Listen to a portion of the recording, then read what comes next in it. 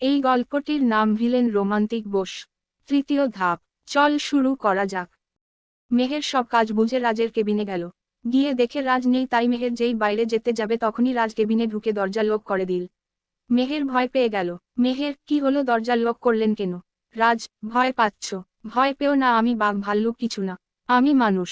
মেহের, সেটা তো জানি, কিন্তু দরজা বন্ধ করার কি আছে? যা বলবেন দরজা খুলেই বলেন। রাজ, সে দেখা যাবে, এখন বলো এটা অফিস নাকি তোমার আর সাইফের রোমাঞ্চ করার প্লেস? মেহের, মানে আবল তাবল কি বলছেন? রাজ, একটু আগে যা হলো সিসিটিভিতে দেখাবো।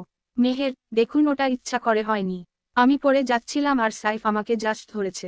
রাজ, তুমি তো সাইফের সামনেই পড়ে যাবা, আর এটা কি? রাজ মেহেরের ডিটেলসের ফাইল মেহের সামনে তুলে ধরল। রাজ, এখানে লেখা আছে তুমি আনমেরিড। তুমি জানো আমি মিথ্যা আর ধোঁকা দুইটা ঘৃণা করি। তুমি আগে আমাকে ধোঁকা দিয়েছো, সেটা বাদ দিলাম, এখন আমি তোমার বশ, তোমার সাহস হয় কি করে আমাকে মিথ্যা বলার? ধমক দিয়ে। মেহের, আই এম সররে, এটা আমি এমনি বলেছিলাম। রাজ, তুমি মিথ্যা বলেছ, তার শাস্তি তোমাকে পেতে হবে। তোমাকে আমি 12টা ফাইল দিয়েছিলাম, সেখানে 24টা, মানে ডবল করে দিলাম। আর হ্যাঁ, আগামী 7 দিন তুমি আমার জন্য অফিসে এসে রান্না করবে, শুধু লাঞ্চ টাইম। মেহের, তাহলে কাজ? রাজ, তোমার সব কাজ আমি বাড়িতে দিয়ে দিব। আর হ্যাঁ, কাজে যদি ফাঁকি দাও তবে কাজ দ্বিগুণ হয়ে যাবে। মেহের, আমি রান্না জানি না। রাজ, এত কিছু আমি জানি না, কাজ দিচ্ছি করবা। ব্যাস, এখন যাও আমার জন্য নুডলস রান্না করে আনো। মেহের, কোথায় করব? আদি অফিসের পার্সোনাল কিচেন আছে, সেখানেই তুমি রান্না করবা। আর হ্যাঁ, আমি জানি তুমি নুডলস ভালো বানাও, সো কোনো অজুহাত চলবে না। সেহের বাধ্য হয়ে রান্না করতে গেল। রাজ নিজেই বলছে, কি ভেবেছ সেহেরিমা খান, তুমি আমাকে কম কষ্ট দাওনি, তার সব কিছু আমি সুদে আসলে উসুল করো। আমাকে না বলে চলে আসা, আমার ভালোবাসাকে রিজেন্ট করা, সব কিছুর হিসাব দিতে হবে তোমাকে এই 3 মাসে। এখন তুমি বুঝবা এই রাজ চৌধুরী কি জিনিস। আধ ঘন্টা পরে মোহর রান্না করে নিয়ে আসল। মেহের, এই নিন আপনার নুডলস। রাজ, ওহ, দাও, কিন্তু এই চামচ কেন? স্টিক আনো যাও। মেহের স্টিক এনে দিল। রাজ মুখে নিয়ে এমন ভাব করলো যেন একদম ভালো হয়নি। রাজ, হ্যাক মানুষে খেতে পারবে, তবে এর থেকে আরো ভালো বানাতে হবে। ওহ, 4টা বেজে গেছে, তুমি 24টা ফাইল নিয়ে চলে যাও। সবগুলো কমপ্লিট করা চাই, কিন্তু একটা মিস হলে পরের দিন ডবল করতে হবে। মেহের ফাইল নিয়ে চলে গেল। রাগ এই শোগে সব নুডলস খেয়ে নিল, কারণ সেটা খুবই মজা হয়েছিল। রাজ মেহেরকে জ্বালানের নার জন্য এসব বলেছিল।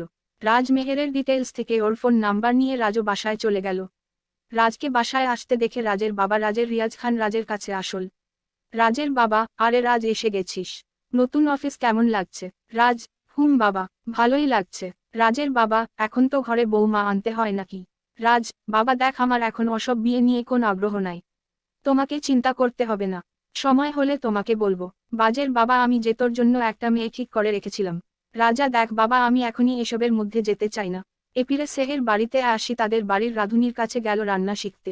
রাজ মেহেরকে আলাদা করে কিছু বলেনি, তাই মোহর সহজ রান্না খিচুড়িটা শিখে নিল।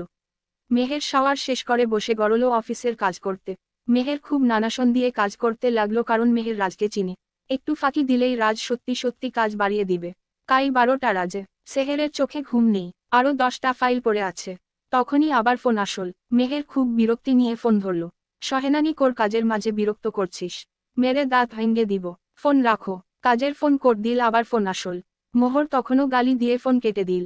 আবার ফোন আসল। মেহের, আবার যেই কিছু বলা যাবে ওপাশ থেকে রাজ বলতে শুরু করলো। রাজা, এই মেয়ে একদম চুপ, এবার যদি কিছু বল কাল তোমার খবর করে ছাড়ব।